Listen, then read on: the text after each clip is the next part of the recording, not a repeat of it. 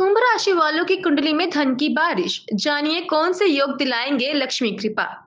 कुंभ राशि के जातकों की कुंडली में यदि शनि ग्रह शुभ स्थिति में हो और लाभ भाव 11वां भाव या कर्म भाव 10वां भाव को दृष्टि दे रहा हो, तो यह व्यक्ति को स्थायी और प्रचुर धन लाभ देता है। शनि और गुरु का मजबूत संबंध लक्ष्मी योग का निर्माण करता है, जिससे आय के स्थायी स्रोत बनते हैं। यदि शुक्र और चंद्र की युति पंचम या नवम भाव में हो, तो ये रचनात्मक कार्यों से अचानक धन दिला सकते हैं। धनेश और लाभेश पर परस्पर संबंध भी शुभ संकेत है। नौकरी, तकनीकी क्षेत्र, सरकारी सेवा या रिसर्च से जुड़े कार्यों में विशेष सफलता मिलती है। शनि की महादशा में विशेष लाभ संभव है यदि वह शुभ भावों में स्थित हो।